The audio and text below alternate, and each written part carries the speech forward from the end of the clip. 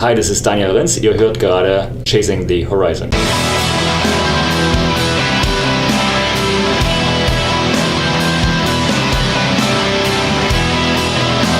Welcome to Chasing the Horizon, brought to you by the BMW Motorcycle Owners of America. The podcast is now in iTunes and Google Play, and you can always listen and learn more about it by going to our website at bmwmoa.org/podcast. Thanks for joining us. My name is Wes Fleming, and I'm the voice of Chasing the Horizon, a podcast by, for, and about motorcyclists. That was Daniel Rintz at the top of the show there, introducing himself and the show in German. We'll see how many languages we can collect during the course of the podcast. What's a good goal? 10? 20? We'll see. Before we get into new news, I want to touch on a few stories we've mentioned previously. First, Volkswagen announced that Ducati is officially no longer for sale.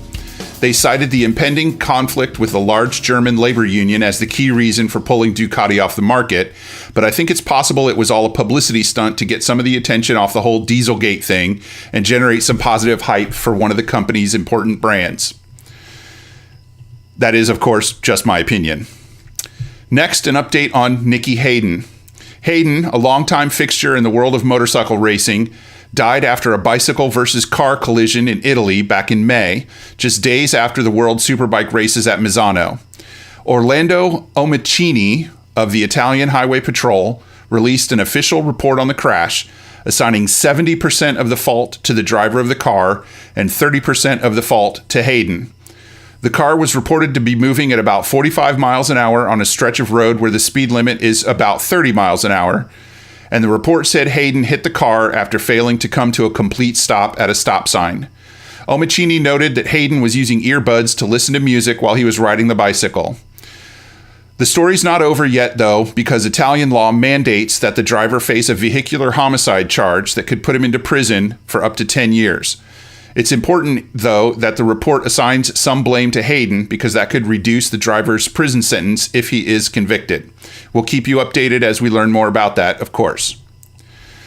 Royal Enfield has now confirmed that they will be bringing their single-cylinder Himalayan adventure bike to the U.S. market. Apparently, they've had a small number of Himalayans in the U.S. for some time and are getting a good response to the motorcycle. The engine displaces 411 cc's and puts out about 25 horsepower if my math is correct. I haven't seen one on the road yet, but there's a good chance if you live in the Milwaukee, Wisconsin area, where Royal Enfield's U.S. headquarters is, you might see one riding around on the roads there. If you do, snap a photo and send it to me. My email address is podcast@bmwmoa.org. That does it for the old news, so now we'll lean on our partnership with Cycle News to bring you some new news. I didn't like that, but what are you going to do? Jared Meese, one of Indian's new Wrecking Crew flat track racers, capped off his championship American flat track season with another win at Paris Auto Speedway in California. It's his 10th AFT Twins win of the season aboard Indian's FTR 750 race bike, which is now actually available for retail purchase if you have $49,995, I assume plus tax. Meese now holds the record for single-season podium finishes with 17 trips into the top 3 out of 18 races. Meese called it a, quote, phenomenal night and gave credit to the whole Indian team. Starting with the win at the first race of the season in Daytona, Wrecking Crew riders won 14 of the 18 races and swept the entire podium in 6 of those races. Brian Smith, one of the other riders on the team, won the 4 races that Meese didn't and took second place for the season. Their other teammate, Brad Baker, took third place for the season despite being injured and missing the last 2 races. In other racing news, 2009 World Superbike champion Ben Spies may be coming out of the retirement he started after a serious shoulder injury during a MotoGP season in 2013. He's not likely to head back to Europe, but the rumors are he'll be riding right here in the USA, taking on the field in Moto America. We'll keep you updated on those plans. In other Moto America news, one of the circuit's racers is CoverGirl's newest model. Shalina Moreta said, quote, "My partnership with CoverGirl shows the world that it's okay to have an active yet powerful career and still value being pretty. I'm happy to be able to encourage other people to unapologetically be themselves, pursue what they love, and share it with the world," end quote. Don't think Mereda is just another pretty face, though. She organizes riding schools for women all over the world and was the first woman to race a motorcycle at the Indianapolis Motor Speedway. She's been ranked as a supermoto racer 9 times and won the Grand National Amateur Flat Track Women's Championship 3 times. You can find out more about Mereda and her riding schools on her website, shezracing.com. That will wrap it up for news in this episode. Thanks as always to Cycle News for their partnership and their ongoing support. They gave us a great half-page plug on page 32 of issue number 40, which came out last week. Check them out at cyclenews.com and sign up for their free weekly magazine.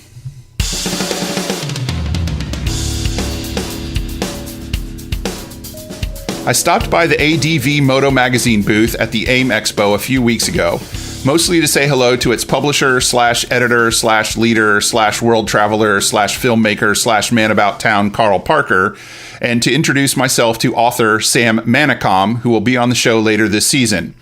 They both insisted that I meet another guy at their booth, Daniel Rintz. And even though both our schedules were hectic, we arranged to sit down for an early morning chat before he had to head to the show floor and I had to head home. Daniel is a world traveler and filmmaker from Germany, and while I was eager to hear some of his road tales, I also wanted to learn a bit about how he does what he does when he's out doing it. Here's our discussion. So, Daniel, the first thing I want to ask you is to talk to us a little bit about how you got into motorcycling. Like, what was your very first motorcycle that you ever rode or owned or anything like that? The first motorcycle I owned was a BMW R80 GS, which was a great bike. It was quite old when I got it. But the first motorcycle I rode was a Simpson, Eastern Germany, little 50cc bike. And I only got to ride it when I was visiting my grandma in the woods and on the fields.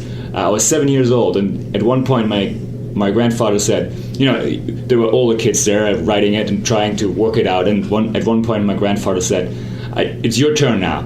I couldn't really get on it on my own, but and so it was a fully automatic, the first one I rode. So just throttle and brakes, but nobody ever explained to me how the throttle works. I knew the brakes from the bicycle, so I thought, in order to go forward, you turn the throttle forward.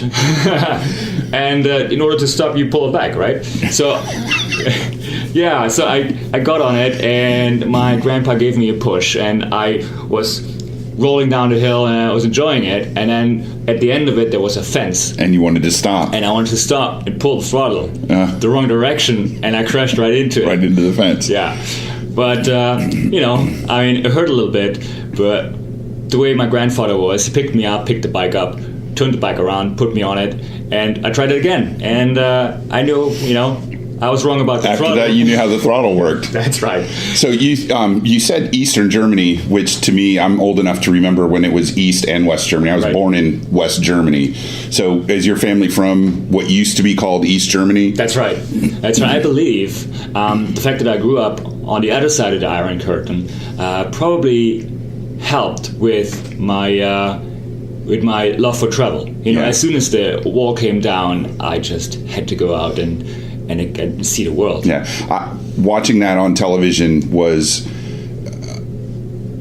it was something that I never thought I would see in my lifetime. I grew up in a military family, so my father was stationed in West Germany. We lived on military bases, and we were at the front line of the Cold War for 7-8 years that we lived in Europe.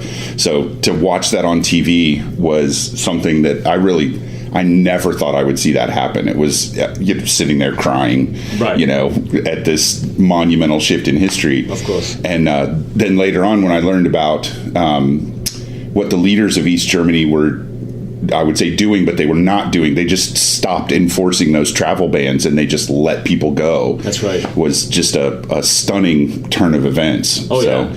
It's nice that you're old enough to remember that, because as we get through the next 30, 40 years, that's passing from, the kind of the cultural understanding. And certainly living in Germany, it would have been a much more intense reality for you than all Americans, basically. I agree. I think it's really hard to know now what kind of forces were at play, but I'm so happy and grateful that it all went through peacefully. Yeah. It could have gone any other way, So how did you end up with that very first R80 GS? Right. So I wasn't allowed to ride bikes on the street until I was 18. But then, I had my own mind and got a bike right away. I got my driver's license. And at first, actually, I thought I just get a cruiser, a chopper kind of thing, because it's not really sporty. So I wanted to protect myself. You know what I mean? Yeah. So just take something easygoing. And then I looked at bikes and I pondered about what I should do or wanted to do on a bike, and I said no, I want to go any road possible. So I looked at dual sport bikes, and coming from a mechanical background family kind of thing, the drive shaft appealed to me. Right. That's cool. Low maintenance, until it breaks, obviously. Right. Which about 20 years later played a big role. I'll get into this when I talk about my journey. Played a big role. So I thought, drive shaft, that's cool. I'll go for this bike. So I ended up buying the R80 GS. Cool.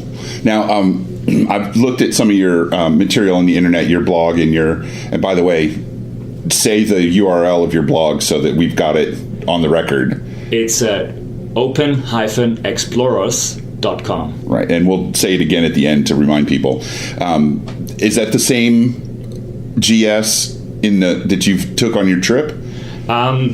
It is on the first trip, yes. On the first trip, right. The same bike, because I've known it for so long. I knew every bolt and nut by its first name. And so I was confident about, fixing it if I had to. I took that when I left in 2008, rode down North Africa into Middle East, Asia, all the way down Southeast Asia into Australia and New Zealand.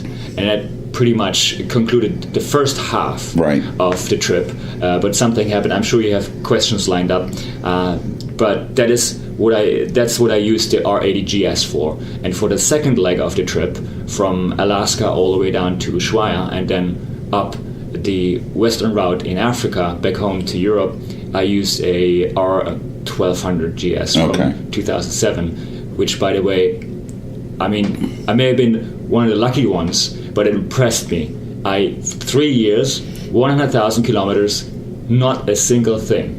Really? No problems. I switched it on in the morning, every morning, while I was working on my girlfriend's bike, all the time. Right. Yeah, which is an older R80 GS, but I could, we could have afforded a newer bike for her as well, but she just loves the classic look. Nothing wrong with that. Yeah. So. Well, it's funny you say that. I have the same generation GS as yours. Mine's an 05, so it's the 05 to 07 are all the same, and everything that can go wrong with it has gone wrong with it. Right now, it's down. I need to put a new clutch in it. Mm-hmm. Which is a wear item, and I understand that. But I lost my drive shaft in my final drive, and I've had ABS problems and just everything.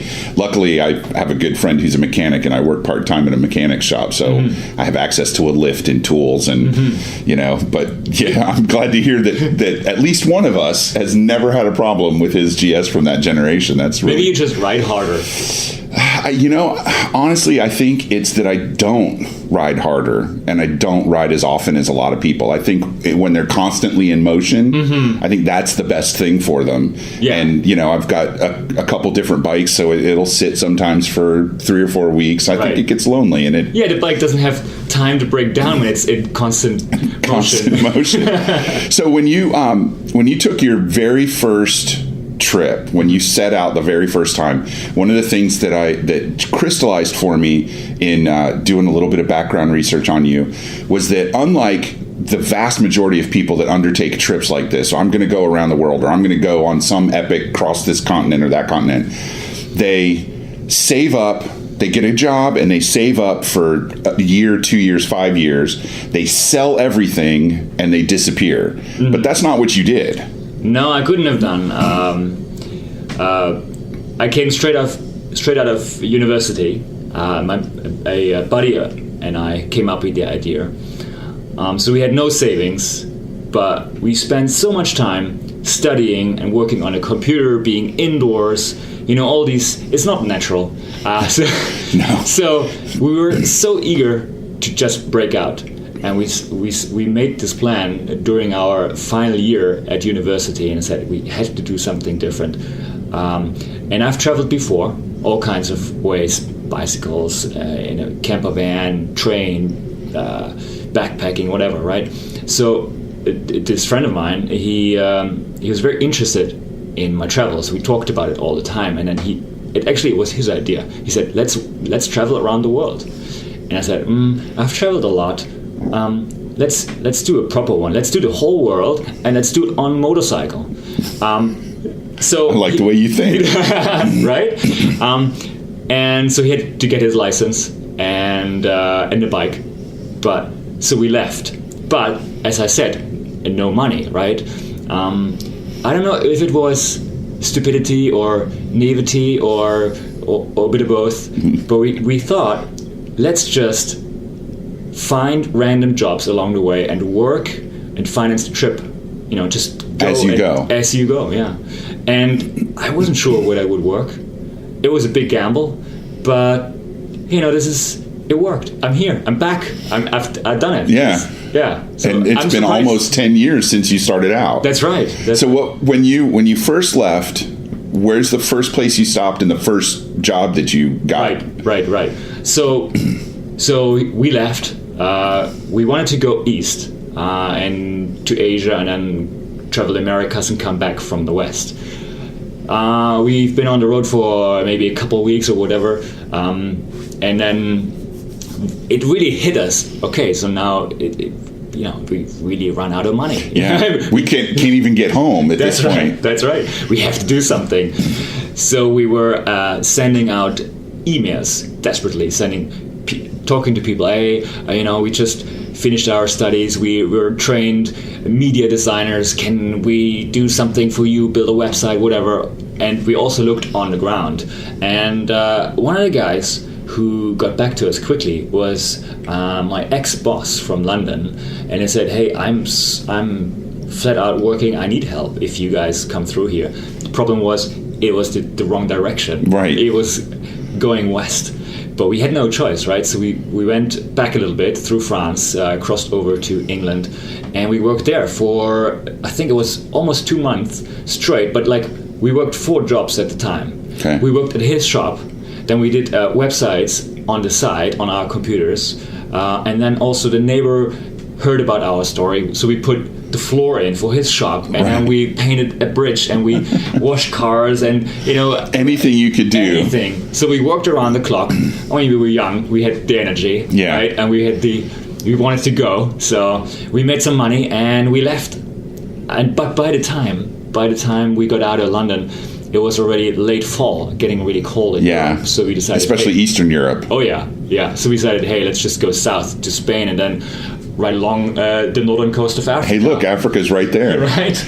That opened up a whole new can of worms. Yeah, that's the one of the things that I would really love to do someday is, ship my bike over to Europe, ride down to the end of the bottom of Spain and go across to Morocco. And I've always wanted to see Morocco, and what better way to see it than on a motorcycle. It's great to ride there. Yeah, that's a great place to ride. But I don't know if I could just set out and go and wait 2 weeks and say, hey, does anybody have some work for me? So once you wrapped, so you went back to London, and then you set out south to go to Africa. That's right. How long in between jobs did you usually have to take, or did you try to work while you were moving? Ride for 3 days and work for 2, that kind of thing. It varied. Every time we worked on the ground, we accumulated a little bit more, like a little bigger chunk. So then we would probably take off for 3-4 weeks without doing much. Maybe a little bit of getting in touch and hey, you keep people reminded of what we're doing, right? But not really work. But then there were phases where we sat in our tents for a couple of hours every night, working there. You had a cable hooked up to our motorcycle, so the battery of the laptop would last longer, and we would write articles or work on our photos and stuff like that. That was not very comfortable, but it was a little money on the side. Right. But it really went up and down with the work. Sometimes a really focused work month and then a month off, something like that. Did you ever get stuck someplace because you ran out of money? Oh yeah. The worst place I got stuck in was Pakistan. I have to build this up a little bit because that is the major pivot point of the first leg of the journey. Basically, Lars and I, my buddy, traveled up until Turkey together, and at this point he decided to go back. And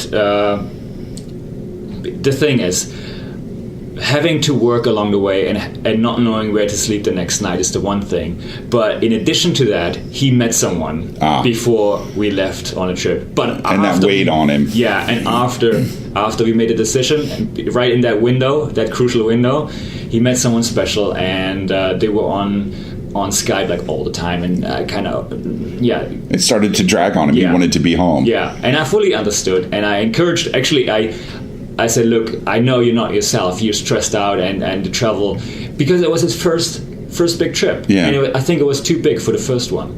It really crushed him a little bit. So we talked about it, and okay, no problem. But I'll continue on my own. It's fine, no problem. Well, and you kind of later on you got around that by just taking your girlfriend with you. Well, I haven't met her at that point. Right. That's right, yeah. So that's right. So I exchanged him, basically. But it was still a couple of years to go until that point. So I was one man down. Right. But I was facing eastern Turkey, which, there's the conflict between the Turks. Yeah, eastern Turkey is basically the Middle East, as we kind of, in the United States, as we consider the Middle East. Right. Eastern Turkey is part of that region. That's right. So there's that. Then there's Iran, which is a beautiful country, fantastic people, really, really hospitable. But at the time, the elections were on, and there was no way of getting news because the government shut off the internet. Everything, yeah. So, but I knew from people coming my way that there were shootings in the street of Tehran, and it was a really dicey situation at the time. But I had to go through. It was the only way to go east. Especially with the visas I had lined up and already paid for. And then there was Pakistan, which, in itself, suicide bombings, kidnappings, and everything. It was very, very weird and stressful for me at the time because I was just starting to travel on my own, and I had to face all these obstacles by yourself. Yeah, by myself. It was even hard to go buy something in a supermarket because who would watch the bike, right? So all these kind of things. Right. Anyways, I had no choice, and I made a plan. I wanted to ride through Pakistan, which I thought was the biggest of the hotspots, in 4 days. Now, is that fast? I've never been to Pakistan. I've only seen it on maps. Yeah, it is. It's like riding, using all the daylight, just taking breaks, hammering it down, and getting gas and riding. That's it. But of course, the wonderful bike that I have told me, that's not your mission. We're going to stay in Pakistan. We're going to stay here. So the drive shaft that I was so enthusiastic about when I bought the bike broke. Oh, no. Yeah. Right there in Balochistan, just across the border, about 50 miles from the Afghan border. Okay. And I was riding in an escort. You get an escort, mandatory. And police... They don't want you to get kidnapped either. That's right. So the guys... The escort, they got really nervous as well. I bet. Yeah. Because now you're not moving. You're just sitting. And that's right. When you sit, then you're a target. That's right. So, but people are just wonderful there. Like this super calm and respectful. The ones I met anyways. Right. And so we loaded the bike. Eventually, I had to spend a night in the desert. But eventually, we loaded the bike on a truck. And then they got me to Quetta, which is also a hotspot. So they kind of told me where to stay in Quetta. I was like brought to a hotel, and then they guarded the hotel kind of thing. And then I put the bike on a train, and that gave me a whole different perspective of the country. Sure. Looking out a train window, you wouldn't see that from where you ride a bike, and you meet different people as well. You know. Absolutely. The train going through slums and wow, that was an experience. So I made it to Islamabad in Pakistan, the capital, and that's where I thought I had the biggest chance. That makes sense. It's the city it's got the big airport nearby, right. Tons of business, right. Foreigners, right. You know, so much chance of fixing it, right? But how'd that work out for you? Well, no BMW dealer there, no. That's for sure. But I was running out of money as well, because I was hoping to make it to India, 4 days, because in India, they speak English. Yeah. It's a democracy. You can probably find a job. You talk to people, right? Sure. So I was kind of hoping for that. Running out of money, one man down, in a place that I didn't want to be in the first place. But it sounds weird, but I'm grateful for the bike to break at that point, because it changed everything. It changed because I had to go through it, right? I was forced. Unless I would fly home and leave the bike and never come back up. Right. I wasn't at that point yet. Yeah, that's an option, but it's not really a choice. No. Exactly. That would have been the very, very last choice. Anyway, so I found good people. A wonderful mechanic who had like 4 or 5 sons, and all worked for him, and they were running across the city and the neighboring city to find the ball bearing of the universal joint that I needed, and then they made me a tool. I drew them a sketch, and then they made a tool for me to take the drive shaft out. Right. It's spring loaded kind of thing. So I took it out. I gave it to them. We balanced it and worked the bearing in, and it worked.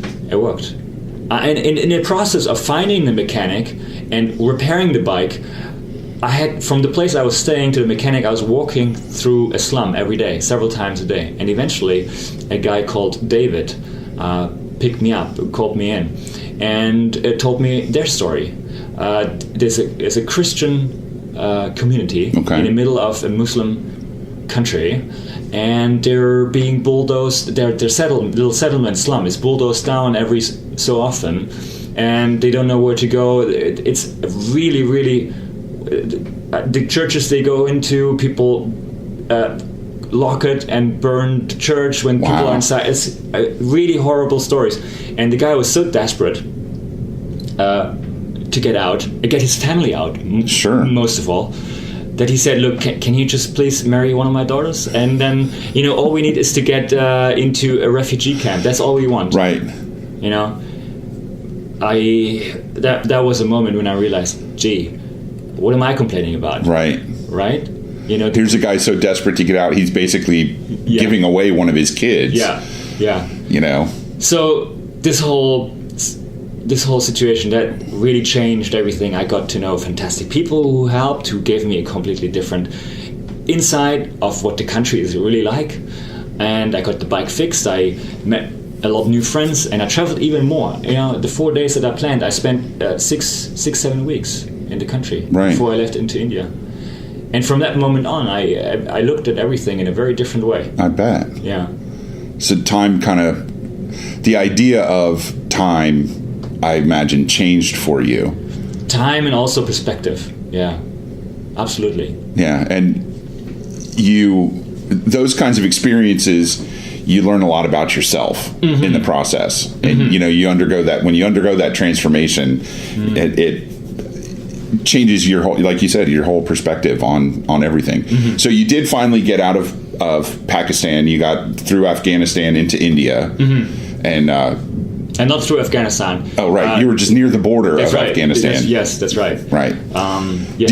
Do you think, and this may be kind of beyond your experience, it's certainly beyond mine, do you think that when you were in the Middle East and in that region, it was easier for you being German than American? Do you think an American would have had... everybody has their own individual skills and Right.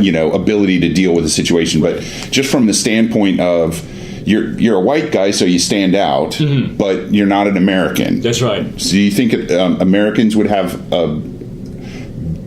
everybody would have a different experience, but do you think it would be more difficult just because we've got that blue passport? I see what you mean. Yeah. Look, I've met a bunch of people, all kinds of travelers, New Zealanders, British people. I haven't met an American traveler in that region, but you have to sit down every 100 kilometers and sign into a logbook. There's checkpoints, police checkpoints, and the people are really cool. The police, they offer you tea, and I flicked through the logbook to see what kind of individual travelers go through these places.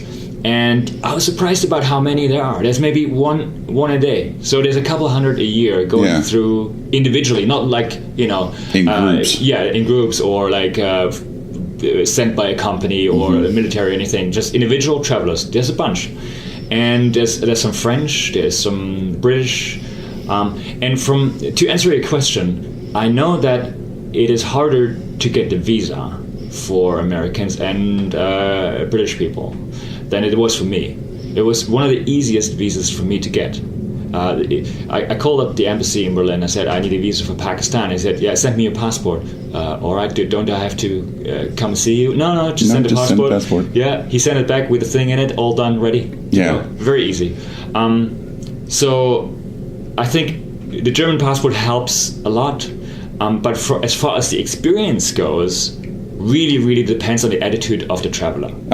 So any American could have just a wonderful experience depending on how... If they have the right attitude going in. That's right. So I believe that. I don't think it makes a difference. Okay, good. I'm glad to hear that. Now, I'm curious, you mentioned specifically in India, a lot of people speak English as part of their general childhood education system. How many languages do you speak? Obviously German and English. I speak a little Spanish, and that's it. I'm not very multilingual, but I think that doesn't... Or if you don't speak many languages, that shouldn't keep you from traveling. Right. I got by. I've traveled... I mean, clearly you were on the road for years and years. You did 125,000 miles. Yeah. And with 2 languages and a little bit of another one. That's right. So obviously you did just fine. Yeah, that shouldn't keep you, because people are just genuinely interested in travelers, they're ambassadors, and you can communicate with them. Body language, sign language, and drawing pictures, and you get by. Yeah. Plus motorcycles. Oh, yeah. Who doesn't love motorcycles? Absolutely. I've seen. I've done a lot of reading on people that do undertake journeys like yours and look at the pictures and kind of that dream. And it seems like everywhere they stop, suddenly they're mobbed by kids. Oh yeah. The kids, they all want to touch the bike. They want to sit on the bike, and it's like. I call it here. What I experience, I call it sidecar delay syndrome. Yes. So I have a sidecar, and I usually carry my daughter around in it. And she's 15 now, but when she started, she was about 10. Right. And if we stopped at a gas station, if we stopped at a grocery store, anywhere we stopped, even for 5 minutes to take a bathroom break and get a drink of water, it would take us 15 minutes to get out of the parking lot, because people would see the sidecar and they'd see the little girl, and then they'd come over and they'd want to start talking to us. And you don't want to be rude, even if you're on a timetable, you don't want to be rude and just thanks and drive away. Absolutely. So I kind of see that a little bit, and I hear it's even worse with a dog. If you have a dog in a sidecar, you just don't stop. So in your travels, when you would stop someplace and be someplace for several days, how did you kind of integrate yourself into that community for the time that you were there? Because it's certainly easy to sit in your tent and work on your computer and just kind of close out the world, but then you kind of miss the point of traveling when you do that. It really depends on where you are.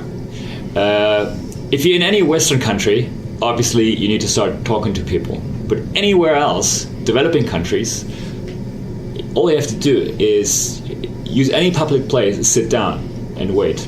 It'll take you sometimes seconds, sometimes minutes, but no longer than quarter an hour. Yes. Until someone approaches you. That is, though, if you're on your own. If it's two of you, you're a small group.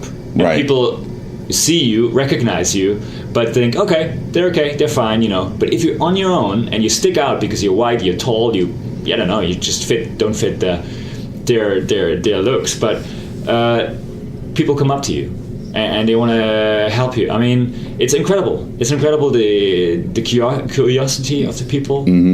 It's fantastic. It's a fantastic way of That's really experiencing cool. a culture. Yeah. Yeah, and I've never heard anybody describe it that way. If there's two of you, you're a small group, and they kind of will just wait for you. That's right. Instead of kind of converging on a single person. So I want to ask you a little bit about your documentaries, because you've got one that's out. It's called Somewhere Else Tomorrow, and you've got another one that's on the way, which is as of yet untitled. That's right. Right. So how did you? When you're doing these travels, how did you first kind of figure out that you wanted to make a documentary? Right. Because that's a movie, 90 minutes or more. Yeah. That's a serious undertaking that I got some video footage. Let's just see what we can do with it. That's right. Well, I took on more than I thought I would, but I've been a filmmaker for over 10 years. And when I left for the trip, it was just natural for me to take the camera. And I had the idea of making a movie in the back of my mind, because I knew from my previous travels that it is always a transformative experience. And I would have loved to share that again. But as soon as the story developed, with meeting all these people and traveling all these extreme places, I said, yeah. I need to keep doing it. I need to keep documenting this, because that could really be something. Yeah. So the filmmaker in me just kept rolling when I could. I mean, obviously you can't do it every day. There's a lot of incidences where it would be great. It would help tell the story, but you just can't, because you're super occupied living it. Right, there's no backup team. There's no cameraman saying, "Hey, can you do this? Can you walk into the frame from the left?" and something like this. Right? You're doing it all yourself. I'm doing it, and I'm also trying to document it, which gives the movie a very unique kind of feel to it. Right? Yeah. I'm going to watch it as soon as I bought a copy from you yesterday. I haven't had a chance to watch it yet, but I'm really excited about it. Let me kind of geek out on you for a second, because these are the things that I find interesting. What kind of camera do you use? Did you use for the first documentary? Right. When I started out, I think there wasn't even a GoPro around. In 2008, they weren't around. No. So I used a regular HD DV recorder with tapes in it, I think. That's the first couple of months, yeah. That was capturing all that and putting in the hard drives, and a lot of work. But then a couple of months into the trip, the Canon 5D Mark II came out, which is a photo camera. Right. But for the first time, it had the video option in it. And the footage you can capture with this is just, at the time, was super stunning, because you had interchangeable lenses. Right. You could work with the depth of field. You had low light, really good low light video. Because you get more light in. It was a full frame sensor in it. Right. So I coughed up the little money I had and bought one. Yeah, those were not cheap when they came out. They were not cheap, but I had a good job at the time, which helped pay for it as well. So that was good. And I used that throughout the entire first trip up until New Zealand. Actually, Josephine kept using it for the second trip as well in North America. So it's been a very, very good camera. It's taken a lot of photos. I think we got our money worth. Excellent. How do you, and this may sound like a really basic question, but once again, I've never done a trip. I've never traveled on a motorcycle outside the United States extensively. I've been to Canada, but North America is North America. Sure. How do you charge your battery? Right. How many? In my mind, I would have taken 10 extra batteries, thinking, if I'm going across Baluchistan, where am I going to find an outlet? That's right. Yeah, I was wondering about the same thing. I would have liked to buy a lot of batteries, but they were like $200 a pop, something like this. Back then, I had 3. But I managed to find a way to charge them on the bike while I was riding. So I had this cable going into one of my panniers, and inside I had the charger, and I would drain the bike's battery if I charged it overnight. But while I was riding, I could do that. Yeah, just like if you're running extra lights or heated gear or anything, the alternator keeps the battery topped up, and the battery. That's right. That's a really I'm glad you thought of that, because now I know in my head. Yeah. And I have a GPS on my bike that has a USB connection that you can use that they say hook up your phone or whatever, but it charges. It has that 5-volt output for devices. Yeah. So that's a unique solution that worked out pretty well. And for an R80, which does not have a massive alternator, I imagine on your 1200 that has like an 800 watt alternator on it or something, it's a lot easier. On the old bike, I think the old bikes, they're known to be weak with the electrical system, or charging at least. I think the alternator only outputs anything if you rev it over a 3,000 RPM. I think. Underneath, if you just idle through the city, your battery actually discharges. Or is it discharge or is it? Discharge. Discharge. Yeah. So, talk to us a little bit about your new movie that you're working on, because I know I've participated in a couple of different crowdfunding campaigns for a documentary series called Sit, Stay, Ride. It's about sidecar riders with dogs, and they're working on their second one. So talk to us a little bit about your upcoming movie and the crowdfunding campaign. Right. So the upcoming movie is about the second part of the trip, which is we shipped the bikes to New York, Josephine and I. We haven't even talked about how I met her, but that's true. Kind of skipped right over that. That's right. It's in somewhere else tomorrow. So we shipped the bikes, and then we rode again. We were working as we went, because I had to update my bike, and in hindsight it was the smartest thing, because I worked on her bike a lot and didn't do anything on mine. Wouldn't have wanted to double the workload. Right. And we paid for the shipping, we paid for an insurance 2 years ahead, like for foreign countries, and all these extra costs, which made us, brought us back down to zero again. So we were zigzagging across the US and Canada, but our actual starting point was Prudhoe Bay, right? Dead Horse, Alaska, right up there. Way up there. And then we rode all the way down to Ushuaia in Argentina. That was the initial goal. But when we reached Ushuaia, we said, we've been on the road for 2 years now. How do you feel about going home? And at the time, we were having dinner after a long day's ride with someone we met along the Pan American trip, which, by the way, is a very popular route. So you meet a lot of other motorcycle travelers. And he asked me, what are you guys going to do after you've reached Ushuaia? You will reach Ushuaia in a couple of days.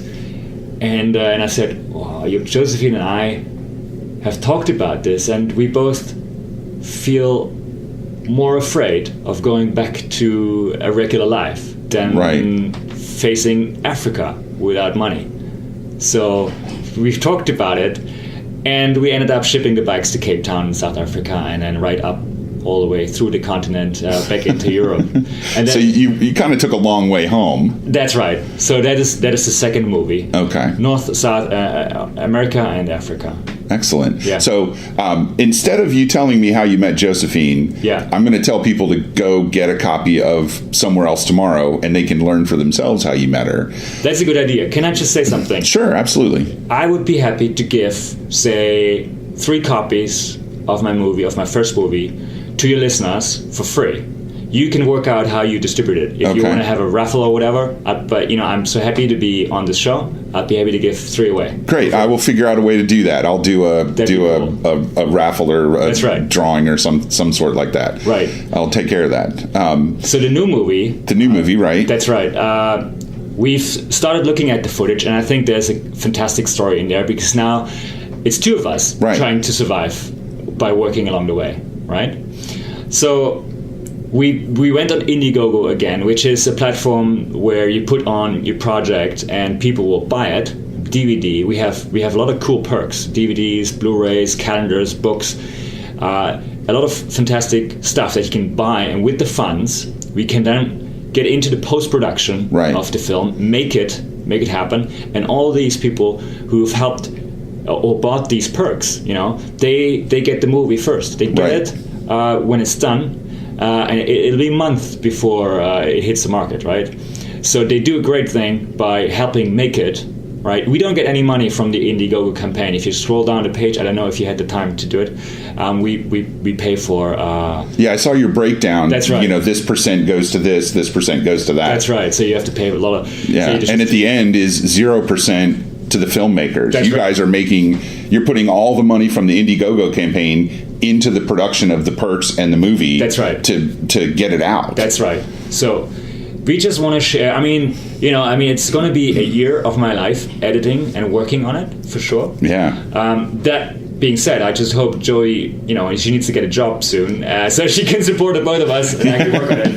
But we hope to make a little bit of money back once it's done and it hits the market. It helped with our second trip. The first movie, Somewhere Else Tomorrow, helped with the second trip a lot. So there was a little bit of gas money coming in, regularly.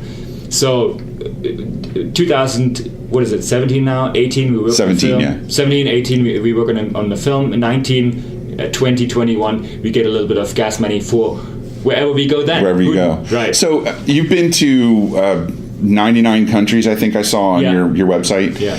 What's the first country you want to go to on the next trip? The first place that you haven't been to that you want to do? There's a couple of countries that I want to revisit with Joey because she hasn't been. And there's a couple of countries that both of us haven't been. One is Japan. Oh, yeah, that would be awesome. Yeah, which we can't go to directly. No, you got to take a boat or a plane, yeah. Yeah. There's also Mongolia, which I'd really like to go. Yeah. We want to go back to Nepal because that was a wonderful experience. We'll take it from there. These are the top three that we have in the back of our minds. And where's Josephine from? Germany as well. She's also German. Yeah. Okay. Yeah. We actually knew of each other before we met in Bangkok. Yeah. So you're both from Germany. Yeah. But you meet in Bangkok. That's right. It took us both to travel halfway around the world in order to find the one. Yeah. Yeah. Yeah. And that's how it goes sometimes. That is true. When the traveling is so much a part of your life, then it just kind of takes over everything. Yeah. I was had dinner with one of my cousins the other day, and she and her boyfriend just bought a house, and they had grown up across the street from each other. Mm-hmm. Their mothers know each other, and still live right across the street from each other, but they met elsewhere and got together like that. So you never know what's going to happen and when it's going to happen. Was Josephine a writer before you met her? No, converted another one. There you go. Bring them on. But she loves it. Luckily, imagine if she didn't like it, you couldn't have done it, right? Right. Yeah.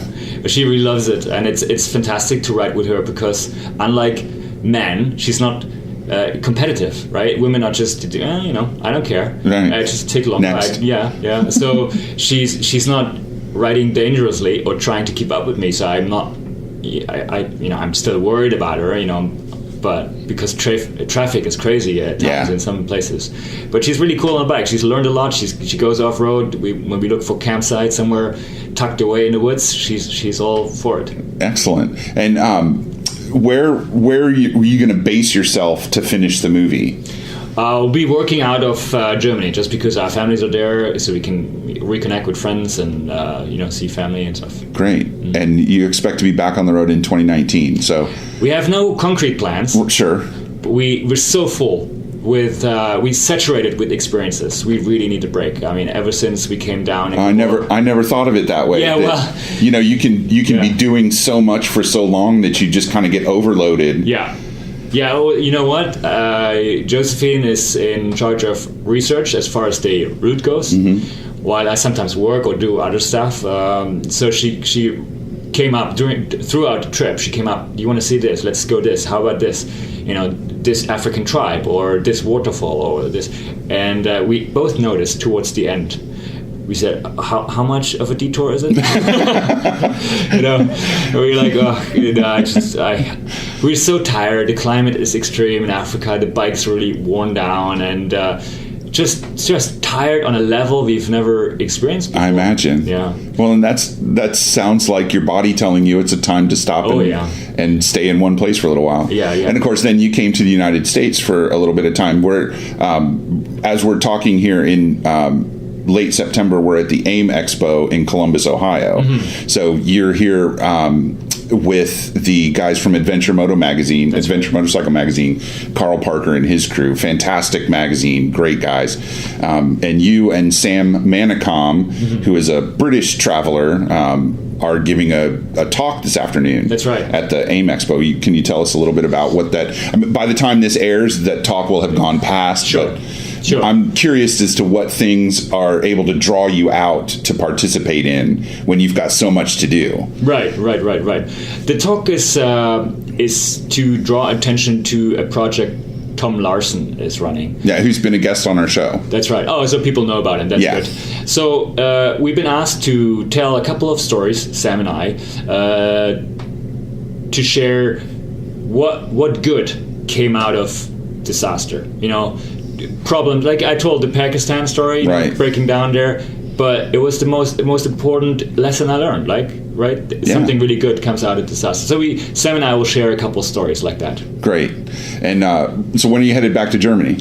I'll be going to the Overland Expo East next weekend, and hope to connect with a lot of people. I'll be doing classes and courses in logistics and navigation and all kinds of stuff, and show the movie as well. Like a screening. Yeah, a screening, and and after that I'll just head back and work on our Indiegogo campaign from over the web, basically. Cool. Keep getting the word out. So how can people find you on Indiegogo? I think the easiest way is to go to our website, open-exploros.com.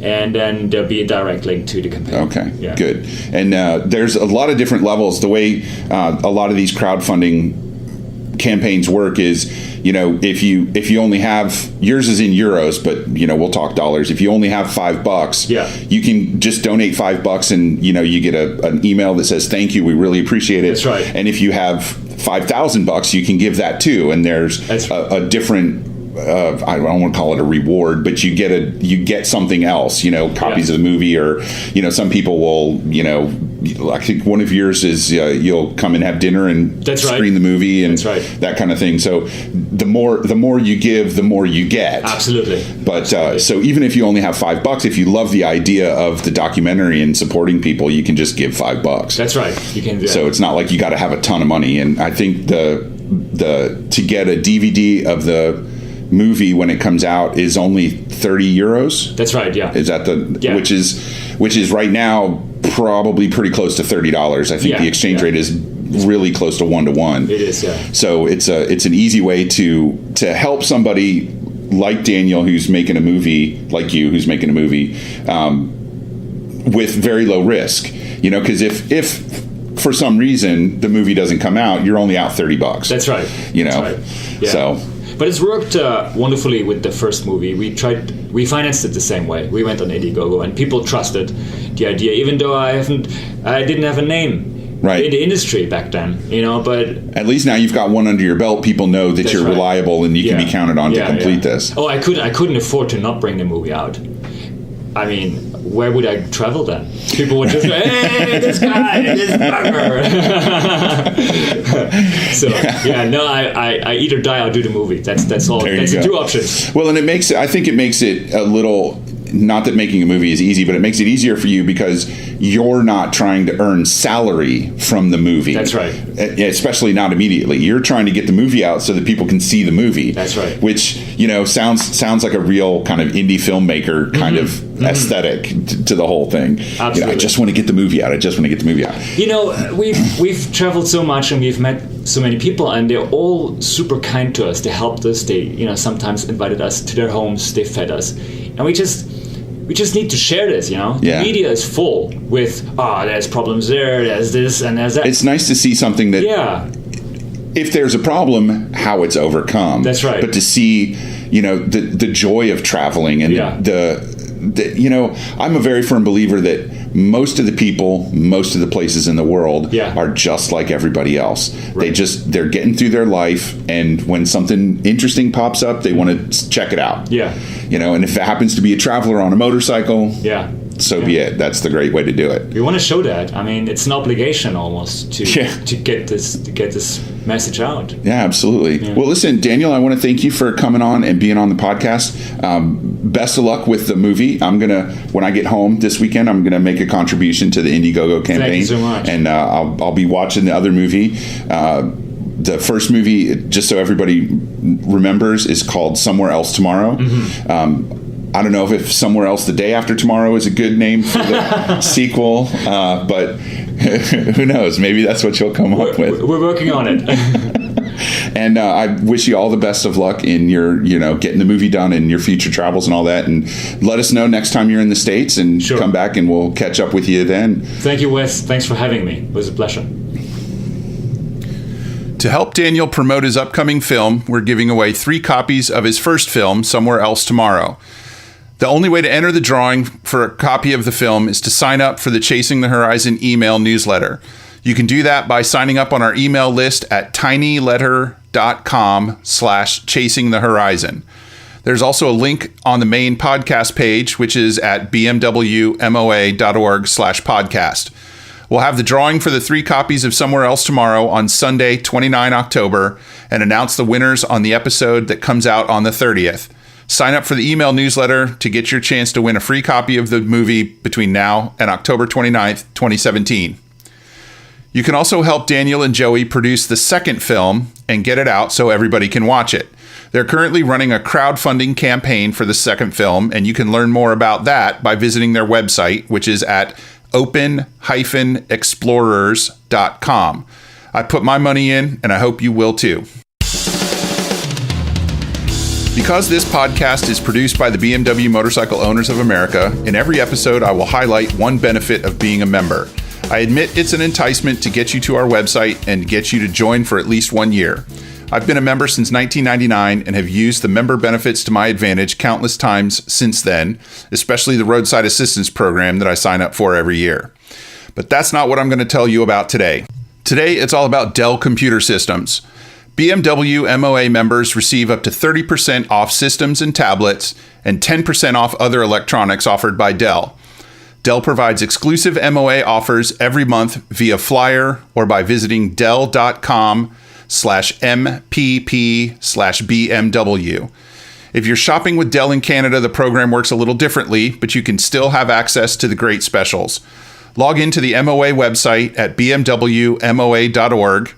Click on Membership in the navigation menu and then on Member Discounts to get at the discount codes you need to take advantage of this offer from Dell. All the links I mentioned in this episode will go out in an email from our mailing list. You can sign up for the mailing list at tinyletter.com/chasingthehorizon. Signing up for the mailing list in October also qualifies you to win one of 3 copies of Daniel Rintz's first film, Somewhere Else Tomorrow, on DVD.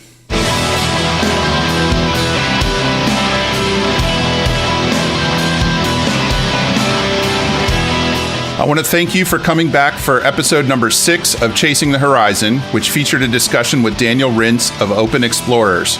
Our next episode will feature motorcycle fanatic, entrepreneur, and founder of Twisted Throttle, Eric Stevens. That episode will be out on October 30th. Andrew Finberg composed and recorded our theme music. Karen Hawker designed our logo. Thanks again to all our guests and listeners for giving us their time. We'll see you out there somewhere on the road, or off it. Ride safe.